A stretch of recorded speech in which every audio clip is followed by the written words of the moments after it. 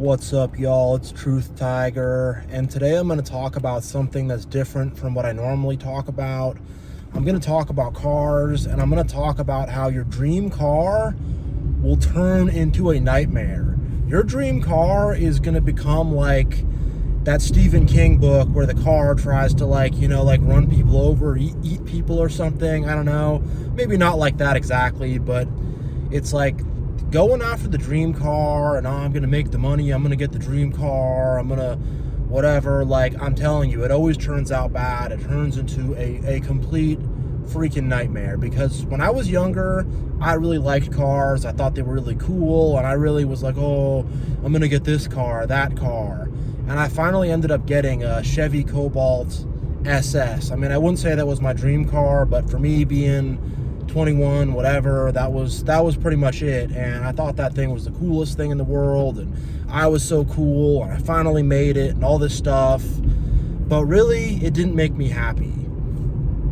And beyond that, it became a maintenance nightmare. It had a bad front end, and I was always going to the shop, and everything was more expensive for it. You know, premium fuel, the tires were more expensive, and it turned into a nightmare. And I wanted to freaking drive the thing off a cliff after a while. I wanted to drive the thing off a cliff with me inside. And that's how you'll feel. And a lot of people, especially young guys, they'll get a little bit of money. They'll make their first little bit of money, and what do? They blow it all on a car. You know, it's like you want to buy some BMW M3, you spend freaking 70, 80 grand on that. Now you've got a car payment that's like, what, $1,000 a month or something, almost as much as rent. Then you got your insurance, and that's, you know, for the more expensive the car, the more expensive the insurance. Now you're paying $300-400 a month in freaking insurance, I don't even know. And then you go to change the tires, and it's $2,000 to change all the tires, you know? Maybe more. Sorry, give me a sec here. I can turn right, but yeah, maybe more. And it just starts to freaking suck. And I've known so many people that have gotten their dream, quote unquote, dream car, and they've wanted that thing gone. I mean, it's become like an albatross around their neck, and just this huge, expensive financial burden. Not only that, but it'll stress you out. Like, I'm driving this Honda Civic. I don't have that much emotionally invested into this car. If I have to take it to the shop or whatever, yeah, that's stressful, that sucks, it's expensive, but I know it's going to be a lot less expensive. I know I'm going to have to go to the shop a lot less. And I'm also just, it's not like my baby. It's just a car. I'm not all emotionally invested. And people get very emotionally invested and like fall in love with these vehicles. And I mean, if you like cars, that's fine. And if you have the means, and that's cool. If your dream car is, you know, an old muscle car or some 80s Camaro you're going to restore, and you're a mechanic and you like fixing cars and that's your hobby, that's awesome. But for most people, they don't know squat about the mechanics. They don't know squat about anything. They just think, oh, it's so shiny, it's so nice. I've always wanted a BMW. And then they realize how unreliable the BMW is, and you know, a couple years later, you put some mileage on this thing. It's always going to the shop, and you're just embarrassed about it. You know, you're like, oh, I think my BMW, my Mercedes, it's so awesome. But, you know, in the back of your mind, you're like, oh my God, you know, it's always some new part this thing needs. It's always some huge pain in the butt. And it's just like, man, it stresses you out. And the thing is like, you could lose your marriage over one of these cars. I'm not even kidding. Like, this crap could like ruin you financially, ruin your relationships, and it could take over your life in a way that just does not really make sense. Like these tuner kids, it's like maybe their family has money, whatever, but for a lot of them, they're just, every last dollar they're just throwing into this stuff. Oh, I got to get the body kit. Now that's $1,000, $2,000, $3,000, another couple hundred or $1,000 to get it installed, and then you got the exhaust, and you know, you soup it up, and then your engine's all messed up. And then, you know, before you know it, the car has no resale value, especially if you tune it. And same with these German luxury cars. Now it's not even worth anything when it's used, and it's like, man, like, this was a bad investment. And I've known so many people that have just freaking blown through their money on a car. And it's like, why? it's really nothing that cool. And like, people don't really care that much about the car you drive, and people aren't like looking down the street like, oh wow, his car is so cool. Like, some people kind of care, but really people don't care that much. And the thing for me, like when I was a little kid, you know, for whatever reason, you know, like my dad was not the most emotionally available person, I'll say it, and it was hard to bond with him. And there was only one thing I could bond with him over. That was cars. He didn't like sports. He didn't like anything else. He liked cars, whatever. So we could talk about it. We could have a relationship. We could bond over it. And that got me really into it because, you know, I wouldn't really have much of a relationship with my dad if it wasn't for that. And that just kind of is what that is. There's other problems there and stuff. But I realized that psychologically, that got me all into this. And that got me all into thinking I want to have some cool cars so I can, you know, impress my dad or be like him or whatever. I don't know, just kind of the programming I was taught. And I think a lot of guys were kind of taught that programming, and, you know, it's a way for us to, you know, connect with our father or with a father figure or whatever it is, or some way for us to feel like we're cool or whatever. You know, a lot of times it's a midlife crisis too. You know, you get older, you get up in your 40s, you know, you want to feel young again. You got some older guy, he's got a beer gut, he's not as cool as he was when he was younger, and he wants to buy some Porsche or whatever, buy some Porsche, some BMW, some Audi, so he could feel cool. And I'm telling you, like, nobody's impressed. Nobody's impressed. It's a huge waste of money. And the thing is, you can't even drive your car that fast on the road. Like, yeah, it's fun, it's cool, but for the most part, you can't even enjoy the speed that car will give you. And I'm going to circle back to my earlier point. Like, if you're a mechanic and you like to restore old cars, like, you know, that's awesome. That's really cool. But 99.9% of these people are not that at all. And they just want to look cool and have that flash and that flare. And it's just like, what's the point? And a lot of these people don't even know anything about the cars they're getting.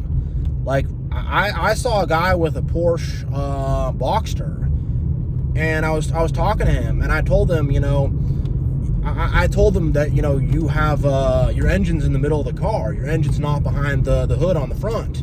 And he was very puzzled. He was like, what do you mean? What are you talking about? It's behind the hood. That's where the engine goes. I'm like, no, your car's like, it's got a mid-engine, it's exotic, whatever. I'm explaining this to him, and he's really not even fully believing me at first. Like, I have to convince him of it. And it's like, why would you get that if you don't even care about it? It's just a status symbol. And that's the case with a lot of these people. Like, a lot of the lifted trucks, like, those dudes never take that stuff off-road. You see lifted trucks with, like, thin racing tires, and it's like, that dude never goes off-road. There's no dirt on that truck whatsoever. There's no, and a lot of these trucks, man, there's no toolbox, no work is being done, no nothing. It's just to look cool, to like, oh, I want this like big truck so I can have something big. And I really think for a lot of guys, it's like a way to feel like more masculine or something like that. And trust me, it's not going to do it. You're just going to end up with an expensive car payment, expensive insurance. You're just going to end up with bills. You're going to end up with bills and stress.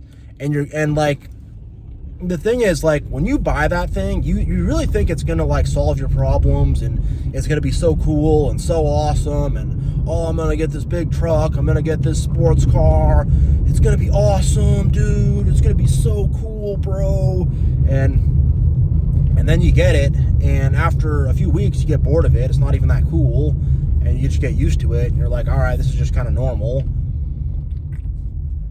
And then you got to take it to the shop, and you're like, holy God, brake pads cost how much?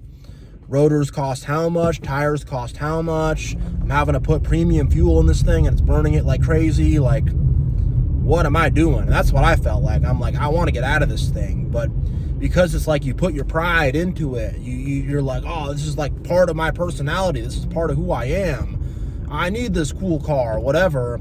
Then it's just hard to let it go. It becomes hard to let it go. Not to mention, man, the resale value goes down. So all that money you spent on it, now it's like you're gonna get maybe half that, if that, when you try to get rid of it. And a lot of people have their quote unquote dream car, and it's sitting in the grass, sitting in the garage, sitting on the side of the road, and, you know, they can't even get it started up. They can't even get it to run. And it's like they're too embarrassed and too connected to this, and they can't get rid of it. And when you talk to people about it, they're like, yeah, I got the Grand Cherokee. It's pretty cool, you know, I like it, it's awesome. And then you talk to them some more. Little problem, I can't get it to start.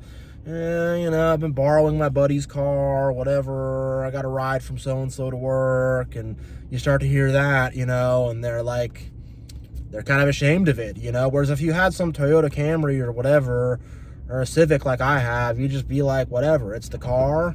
It's a tool that I use to get around, and you're not so like attached to it. You're like, I got to take care of it. I got to, you know, do the maintenance to it and stuff. But that maintenance is cheap and infrequent, and it's just more like something you got to do. But when you're all emotionally invested, it's like, it's hard to let it go. It's hard to let it go. And I mean, people literally ruin their lives with this stuff. They literally ruin their freaking finances with this stuff, like, really. And like, they know, at the dealership, man, they know, and they're trying to get you. They're trying to get, oh, this car is so cool, whatever.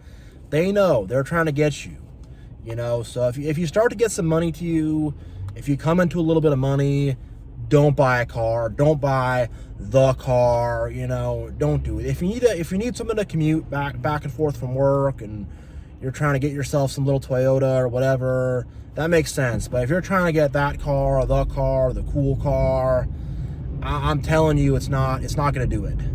It's not going to do it for you. Most people spend way beyond their means. They spend way more money than they have on this. I mean, I'm surrounded. I got some weird BMW SUV in front of me, some Mercedes SUV behind me, and I'm telling you, there's going to be regrets. There's going to be regrets for those people.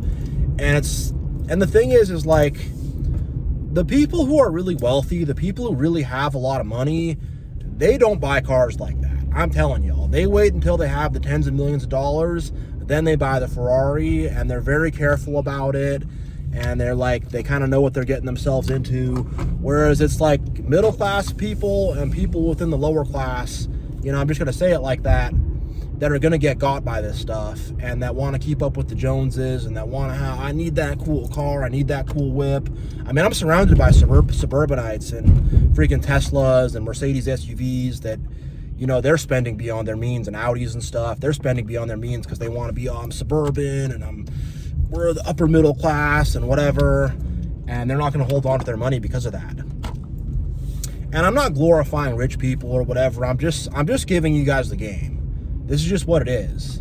Like, I've known someone who was, you know, wealthy with like construction development and stuff, and he bought himself a Porsche Boxster, and he probably had tens of millions of dollars, could more than afford it, and he researched it for months, and, you know, had it, like, found the cheapest one possible, and had it shipped in from somewhere else, and it was this whole thing. And, you know, he didn't just go like, oh my gosh, I got the money, I have it now, I got it now, I'm gonna go buy some really expensive car. No.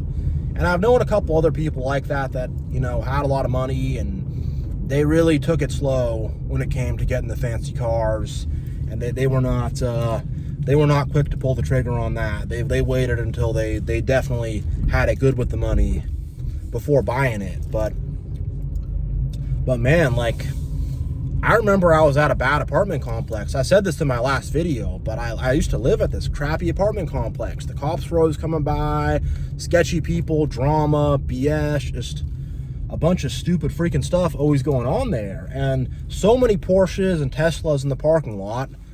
There was nowhere to plug the Teslas in. They couldn't even charge up their Teslas, but it was just like, what are they doing? Like, get yourself out of this crappy apartment complex.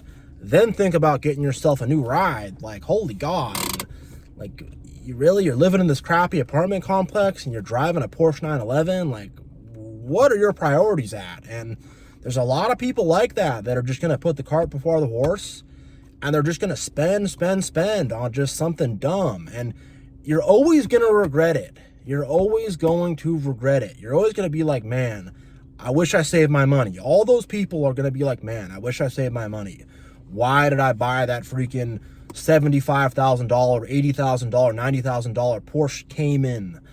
So I could look cool to people? Nah. And it's a trap that's going to keep you poor. It's a trap that'll keep you broke. I learned my lesson the hard way on that when I was younger. But, man, nothing will keep you broke and stuck like the freaking dream car. That dream car is a nightmare. That dream car is a nightmare that will freaking ruin your life. So be very careful when you buy cars. Get something reliable, something frugal. Try not to spend a lot of money on something. Don't worry about getting something shiny that's going to show off to people. And if you really do want to get the car, make sure you got plenty of money for it, you know?